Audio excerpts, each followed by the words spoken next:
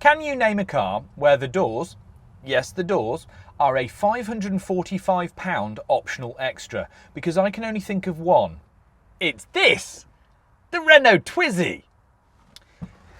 I know, still looks pretty odd, right? But actually, the Twizy has been on sale since 2012. It was a very early electric car, and it's still on sale brand new now. The thing is, there are now second-hand Twizys knocking around on the market, and I kind of wanted to figure out whether this makes any more sense now that we're all a little bit more used to electric. What do you think to the Renault Twizy? Is it completely pointless or actually just a bit of fun? Please do let us know in the comments, and don't forget to subscribe, because that's how I keep my job.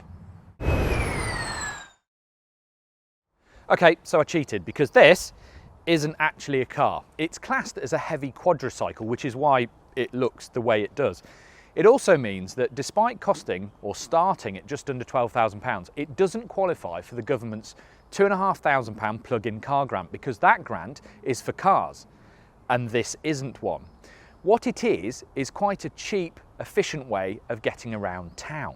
One thing I do have to admit is that I've got quite a complicated relationship with the Twizy, because even though largely I think it's a bit pointless, when I lived and worked in London, we used to have a Twizy that just sat in the underground car park, plugged in and ready to go. And we used to use it to go to meetings, run errands. And actually, it really worked, because you could just toddle into town, park somewhere, go and do what you needed to do. And it was cheap and quick and convenient. Just being used to knock around town, this did feel like a solution to something. The thing is, that was a very narrow usage profile. So I don't know whether this is going to suit many people. There is, however, space for two people. It's in a tandem arrangement, like on a motorbike, but because you sit in the back and you have to sit like this, wearing a skirt for the rear passenger is very brave. But you can't lane split like you would on a moped or e-bike. You can't use cycle paths, and it's still not weatherproof, even if you option the fussy zip-up windows. And the range of between 37 and 50 miles, compared to a modern scooter or e-bike, is also terribly vague. But the thing is, the Twizy can flip through smaller gaps than a car. Right. It is less sweaty than a bike, and you don't need to wear a helmet. There's an airbag, seatbelts front and back, and there are crash structures even if it gets punted from the side. It's more visible too, so there are advantages. They just come at the cost of ultimate city carving. But running around town is still fun, simply because you're small, and small and slim is good for getting around and then parking when you get there. A standard UK parking space should be 2.4 metres wide and 4.8 metres long, according to the internet. So in theory, you could park three 2.3 metre long, 1.4 metre wide Twizys parallel in one space. I'm not actually sure how much use that is unless you have two Twizy friends who park where you do, but suffice to say that it's not a massive hassle to slot into surprising parking spaces. The problem with driving a Twizy is that even though you can get into gaps that other cars can't, you do feel a little bit small. I'm quite small. It's fine, I'm quite small. But it kind of works, and now I'm going to out-drag them.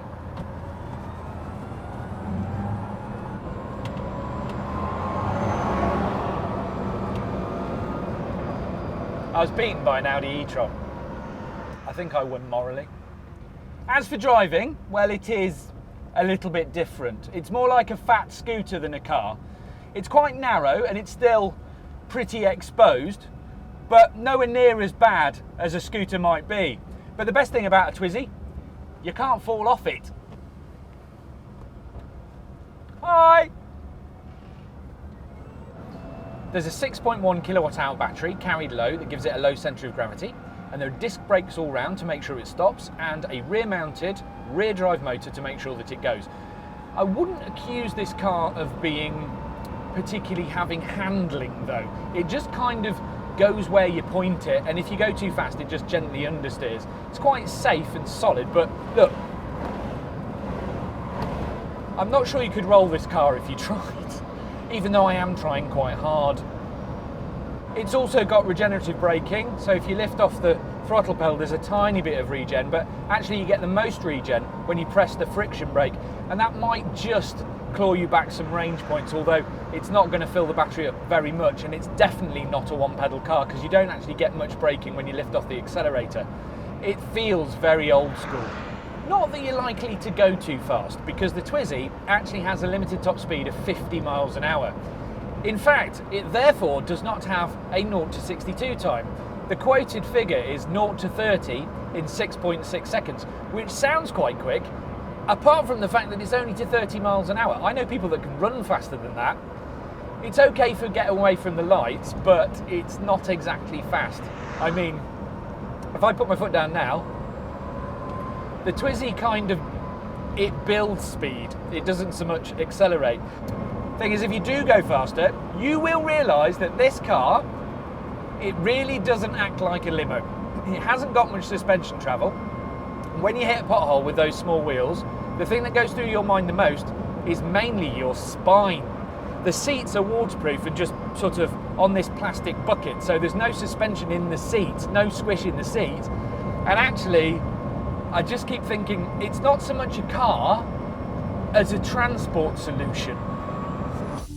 Which means that if you know what you're getting into and what you'd use a Twizy for, then it might just about have a place.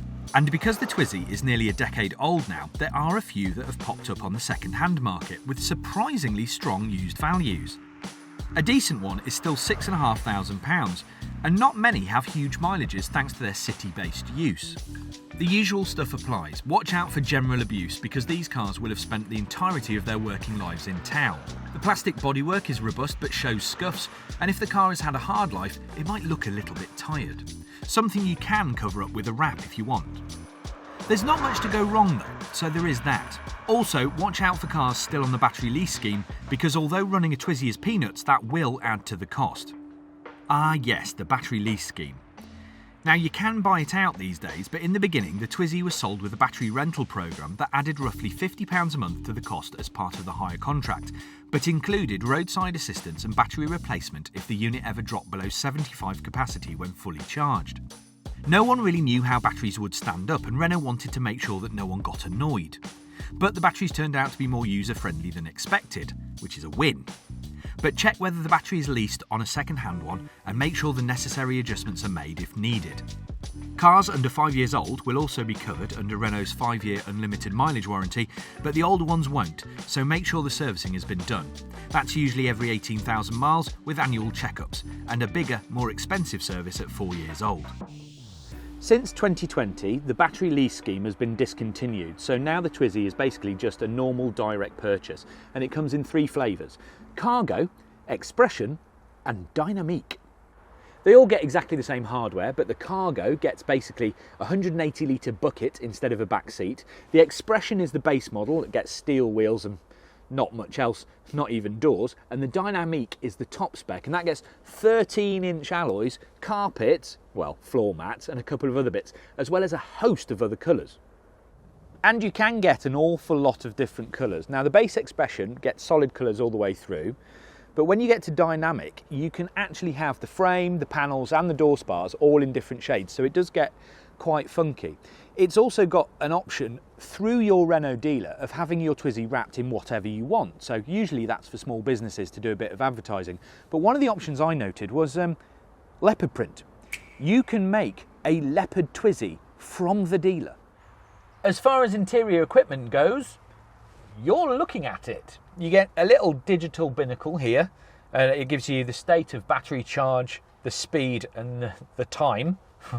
That's pretty much it. And then just on the left here are some buttons that allow you to engage drive, reverse or neutral. And then that's pretty much all you're getting. One thing I would have liked to have seen is a little phone dock so that you could put your navigation up where you can see it. That feels like a little bit of a miss. The windscreen is heated, by the way, as standard, but that's pretty much the only thing that is. You can get optional front and rear knee blankets because there's no heater, and also this optional Bluetooth controller by Parrot, although I don't really see the point in that because there's no stereo. You do get a couple of glove boxes on the dash. There's one here and another one here that's lockable, because don't forget, you can get into a Twizy even if you don't have the key, so you can put small valuable items in there. Other than that, a clear roof is £195. I'm not sure how useful that is, what with the car being A, open, and B, really narrow.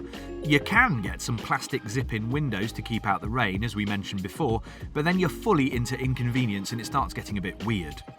Charging is pretty simple, mind. Park nose first in towards a 3-pin socket and you'll find 3 meters of spirally cable behind this flap in the front. It'll only take a 220 volt 10 amp domestic supply, so no fast charge here, and flat to full will take about 3.5 hours and cost about £1, which is enough to juice up at work to get home or vice versa. The issue really here is price. Starting at just under £12,000 for the base expression trim, the Twizy is really quite expensive because you can get an awful lot of conventional city car for that kind of money. Okay, so you don't pay any tax or much to run a Twizy, but is it convenient enough to warrant that kind of outlay?